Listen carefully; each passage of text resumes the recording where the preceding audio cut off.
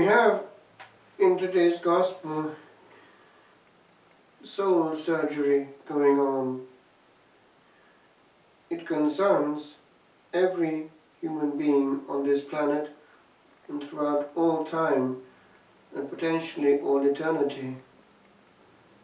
Unforgiveness, bitterness. It's a whole demonic world.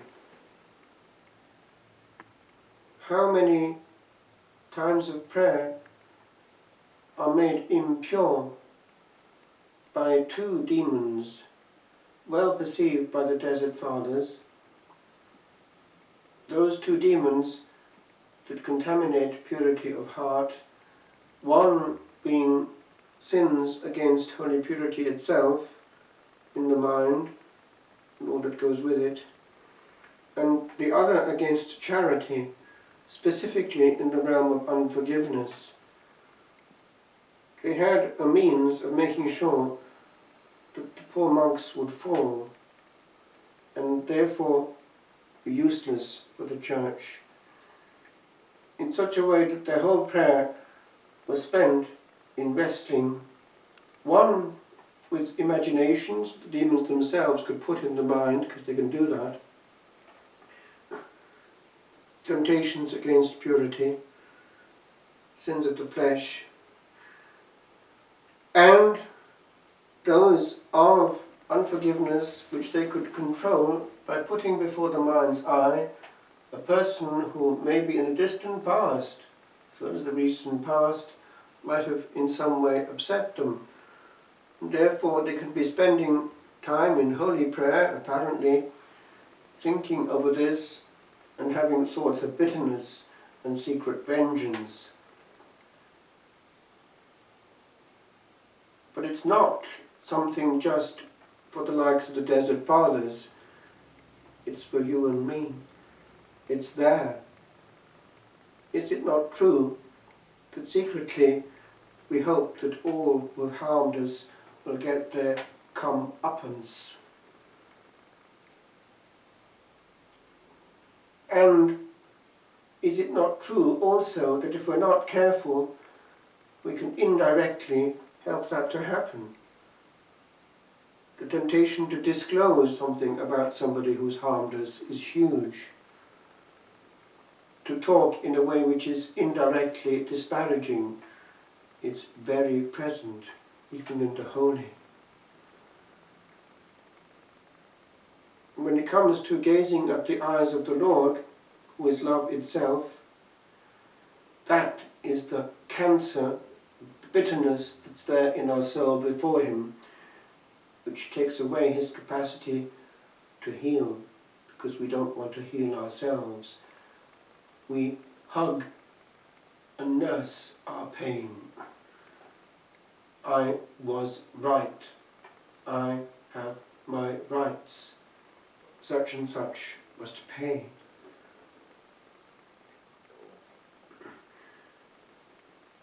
There is so much freedom to be gained from not looking at all that, from just gently turning the gaze of the soul towards the sacred host, and then allowing the soul to be healed by the rays of love therein. They're quite incompatible. Father, forgive them, for they know not what they do. And then the first martyr, do not hold this sin against them. It merited the conversion of Saul, who was consenting to his death. It's a choice that we have while on this planet. Will I nurse my pain? Will I let the cancer grow? Or will I be free to love? The Desert Fathers had this teaching that the ultimate goal was the kingdom of heaven, the telos. But the skopos, the immediate goal, the means of getting there, was purity of heart. And so they worked on the heart. It was all invisible work, soul surgery. And the consultant was the starets, the spiritual father, the elder, the spiritual one, pneumatikos, who had to be informed. And for that to happen, the soul had to be opened, open and just crystal clear. It was called paresia, pan, all, and rain, to say, actually to flow. One flowed freely and said all. And then the demon was put to flight by humility, because as long as it was held in, there was a danger of human respect and therefore pride. And the demon was exposed by being divulged. In the parable, the servant is told that he should have been merciful as mercy was shown unto him. If we are aware of our misery, we would also be aware of the misery of the one before us, and we would not talk down to, we would talk with. Often, with an apparently rebellious soul, one can gain more by talking with. Even physically, the way we address a person in height and voice, it actually has an effect. Coming down at or with, even up to. And coming up to means one lets a person talk and explain his mystery. We allow him to be. There are few souls on earth who are fundamentally altogether evil. There is usually a spark in each one that can be ignited. But it helps us to know our truth, and like this servant, not to strangle the one before us, but to think where we have come from. La parabola di oggi ci mette davanti alla realtà nostra. Tendenzialmente abbiamo questo problema di non vedere che anche noi siamo miseri, mendicanti.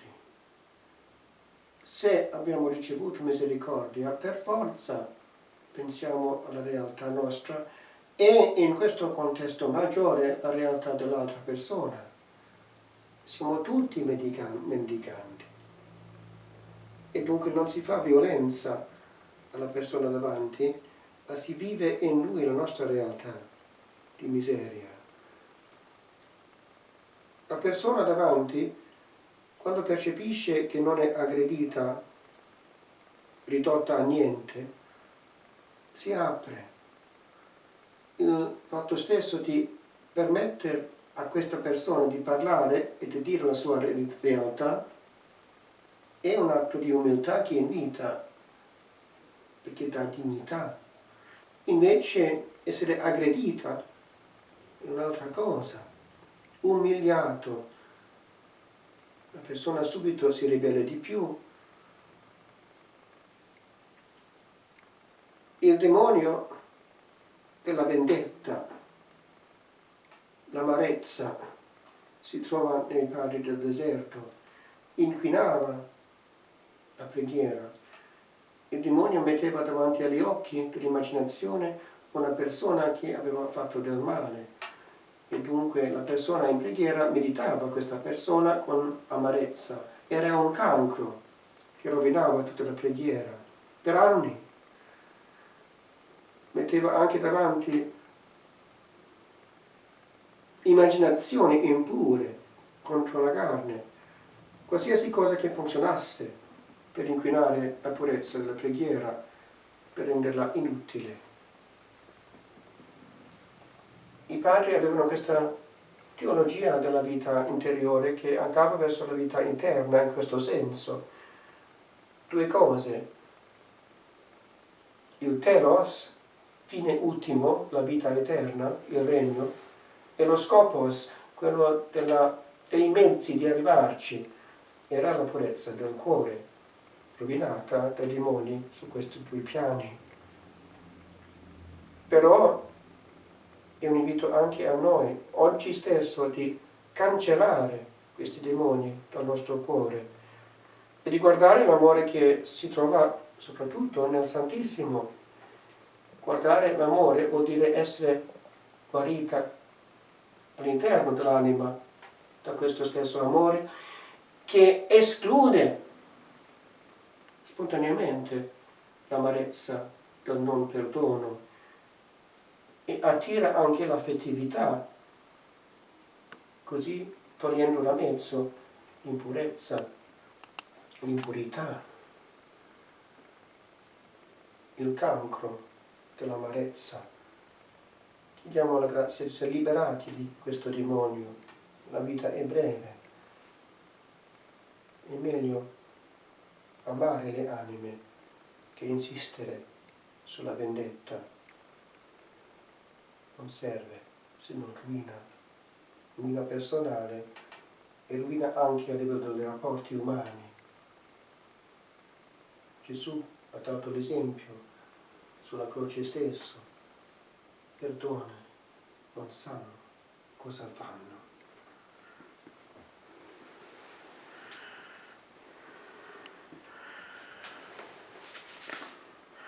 Ave Regina Celorum, Ave Domina Angelorum, Salve Radix, Salve Porta, es cum Dominus es porta, Gaude Virgo gloriosa, super omnes speciosa,